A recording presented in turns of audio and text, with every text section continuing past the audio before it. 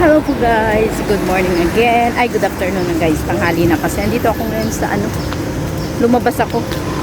Bibili ako ng airpiece ko at saka pagkain. Ayun, lumabas talaga ako kasi pasira na yun, baka maputol. Wala kong gagamitin. Ang pangit kasi ng Bluetooth. Mahina ang mahina sa kanila pag tumawag ako sa kanila, gamit ko yung Bluetooth, mahina sa kanila doon. Kaya yun, bibili na lang ng airpiece. Kahit na grabe yung init, bumaba talaga ako. Grabing init ngayon. No choice eh. Ayan, lakad lang. May payong akong dala. Kasi nga hindi kaya yung init.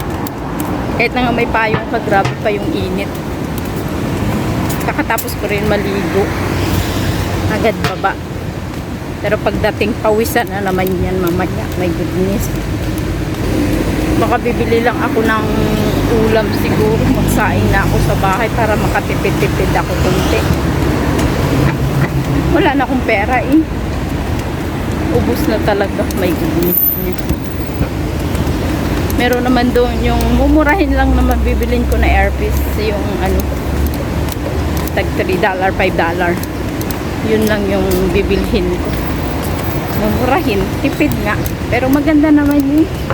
Yung isa ko kasi last time ginagamit ko tawag, tapos bigla nahulog yung cellphone ko. Ayan, naputol talaga siya. Kaya ayun,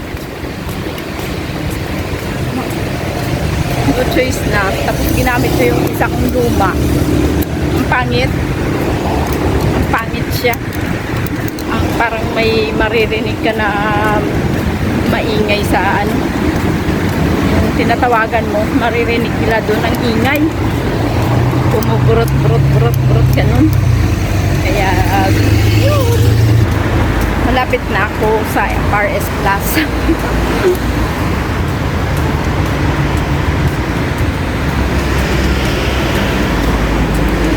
Update ko na lang kayo mamaya pag nakabili na ako guys. See you again. Ayan po guys.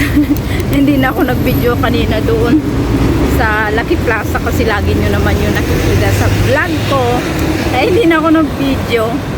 Ito, pauwi na ako guys. Alam nyo yung pauwi ka na tapos may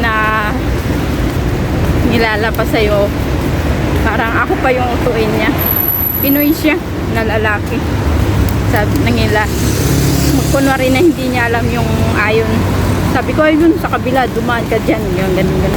Tapos sumabay sa akin, lakad-lakad. Tapos hihingi ng number ko, binigyan ko pero mali naman ang number yun. Binaliktad ko yung number ko, diba? Tapos niyayaya niya ako papunta sa kanilang bahay. Sabi ko hindi. Nag-message na yung amo ko, andyan na kunwari. Bumili kasi ako ng airpiece at saka kumain na lang ako doon. Sabi ko kanina, kakain ako sa bahay pero doon na lang ako kumain kasi parang tinamad na ako magluto. Ayun. Tapos bumili ako ng mga ko rin. Ayan nasa plastic na naman. Nasa plastic. Grabe init.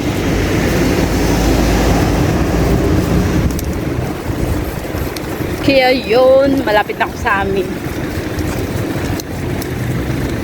Kala niya siguro parang baguhan ka pa dito sa Singapore, yung mga ganyang klaseng technique ba.